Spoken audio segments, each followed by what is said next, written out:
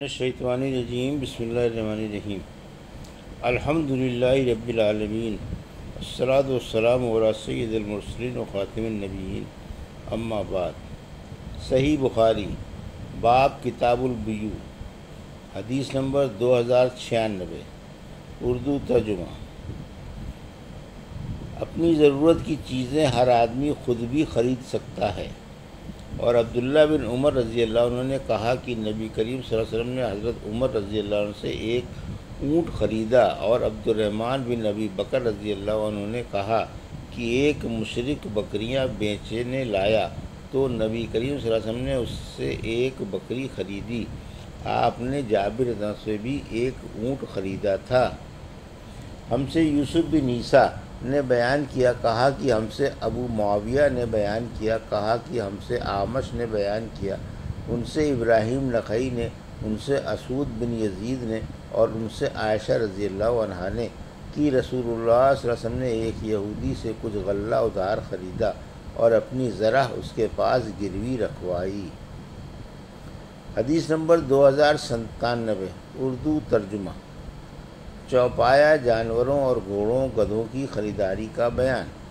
اگر کوئی سواری کا جانور یا گدھا خریدے اور بیچنے والا اس پر سوار ہو تو اس کے اترنے سے پہلے خریدار کا قبضہ پورا ہوگا یا نہیں؟ اور ابن عمر رضی اللہ عنہ نے کہا کہ نبی کریم صلی اللہ علیہ وسلم نے حضرت عمر رضی اللہ عنہ سے فرمایا، اسے مجھے بیچ دے۔ آپ کی مراد ایک سرکش اونٹ سے تھی۔ ہم سے محمد بن بشار نے بیان کیا، کہا کہ ہم سے عبد الوہاب نے بیان کیا، کہا کہ ہم سے عبید اللہ نے بیان کیا، ان سے وہب بن کیسان نے بیان کیا، اور ان سے جابر بن عبداللہ رضی اللہ عنہ نے بیان کیا کہ میں نبی کریم صلی اللہ علیہ وسلم کے ساتھ ایک غزوہ یعنی ذات الرقاء یا تبوک میں تھا۔ میرا اونٹ تھک کر سست ہو گیا، اتنے میں میرے پاس نبی کریم صلی اللہ علیہ وسلم تشریف لائے اور فرمایا، جابر، میں نے عرض کیا، حضور میں حاضر ہوں۔ فرمایا، کیا بات ہوئی؟ میں نے کہا کہ میرا اونٹ تھک کر سست ہو گیا ہے، چلتا ہی نہیں، اس لیے میں پیچھے رہ گیا ہوں۔ پھر آپ اپنی سواری سے اترے اور میرے اسی اونٹ کو ایک ٹیڑھے منہ کی لکڑی سے کھینچنے لگے یعنی ہانکنے لگے، اور فرمایا کہ اب سوار ہو جا۔ چنانچہ میں سوار ہو گیا۔ اب تو یہ حال ہوا کہ مجھے اسے رسول اللہ صلی اللہ علیہ وسلم کے برابر پہنچنے سے روکنا پڑ جاتا تھا۔ آپ صلی اللہ علیہ وسلم نے دریافت فرمایا، جابر، تو نے شادی بھی کر لی ہے؟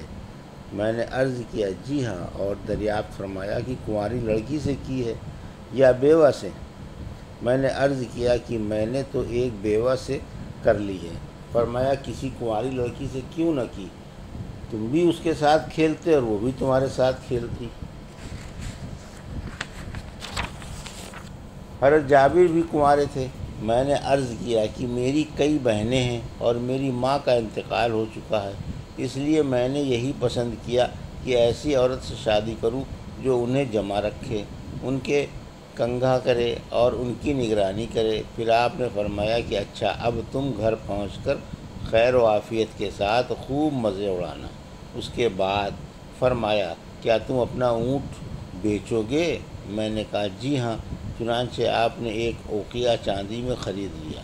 رسول اللہ صلی اللہ علیہ وسلم مجھ سے پہلے ہی مدینے پہنچ گئے تھے اور میں دوسرے دن صبح کو پہنچا۔ پھر ہم مسجد آئے تو آنس صلی اللہ علیہ وسلم مسجد کے دروازے پر ملے۔ آپ نے دریافت فرمایا، کیا ابھی آئے ہو؟ میں نے عرض کیا، جی ہاں۔ فرمایا، پھر اپنا اونٹ چھوڑ دے اور مسجد میں جا کے 2 رکعت نماز پڑھ۔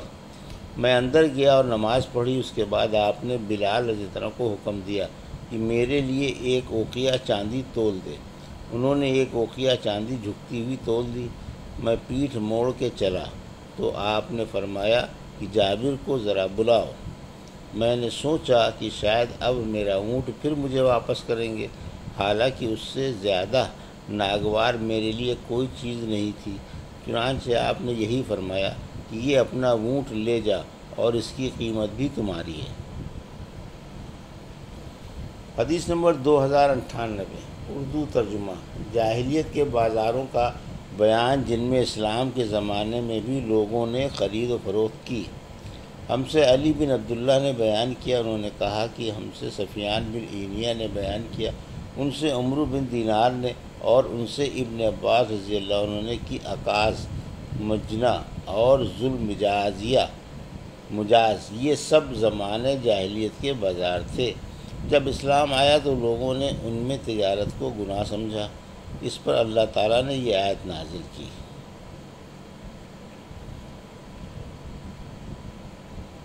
لیس علیکم جناح فی مراسم الحج، ابن عباس رضی اللہ عنہ نے اسی طرح قرات کی۔ حدیث نمبر 2099، اردو ترجمہ۔ بیمار یا خارشی اونٹ خریدنا۔ ہیم حائم کی جمع ہے۔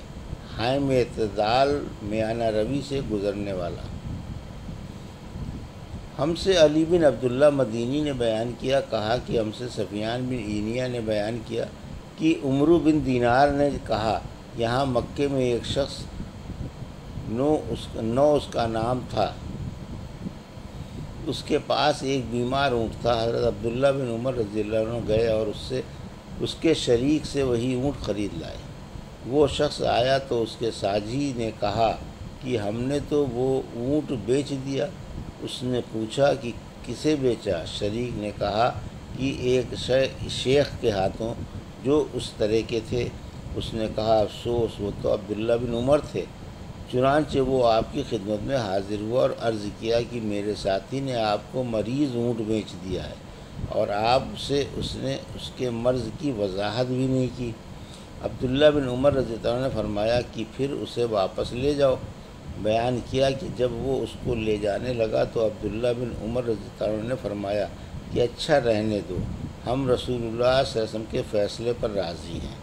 آپ نے فرمایا تھا کہ لا ادوی یعنی امراض چھوت والے نہیں ہوتے۔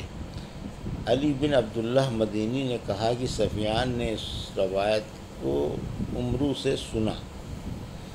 حدیث نمبر 2100، اردو ترجمہ۔ جب مسلمانوں میں آپس میں فساد نہ ہو یا ہو رہا ہو تو ہتھیار بیچنا کیسا ہے؟ اور عمران بن حسین نے فتنے کے زمانے میں ہتھیار بیچنا مکروہ رکھا ہے۔ ہم سے عبداللہ بن مسلمہ نے بیان کیا، کہا کہ ہم سے امام مالک نے کہا، ان سے یحییٰ بن سعید نے کہا، ان سے ابن افلح نے، ان سے ابو قتادہ کے غلام ابو محمد نے، اور ان سے ابو قتادہ نے کہ ہم غزوہ حنین کے سال رسول اللہ صلی اللہ علیہ وسلم کے ساتھ نکلے۔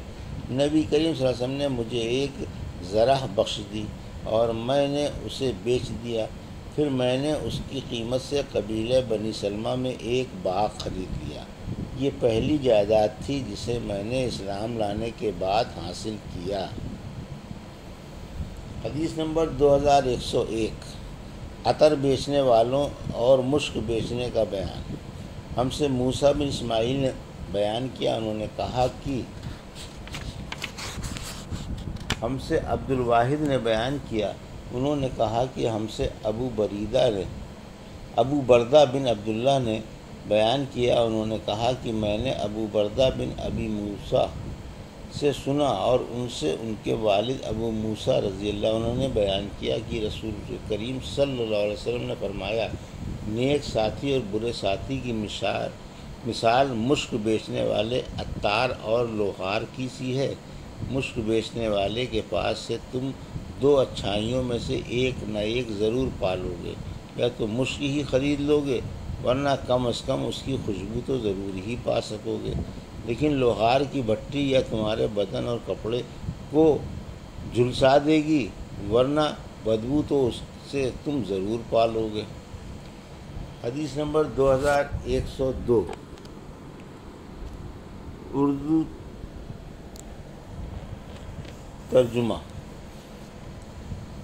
پوچھنا لگانے والے کا بیان۔ ہم سے عبداللہ بن یوسف نے بیان کیا، کہا کہ ہم کو امام مالک رحمۃ اللہ نے خبر دی، انہیں حمید نے اور ان سے انس بن مالک رضی اللہ عنہ نے بیان کیا کہ ابو طیبہ نے رسول اللہ صلی اللہ علیہ وسلم کے پوچھنا لگایا تو آپ نے ایک سا کھجور بطور اجرت انہیں دینے کے لیے حکم فرمایا۔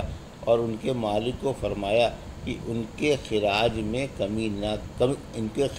کمی کر دیں۔ حدیث نمبر 2103 اردو ترجمہ۔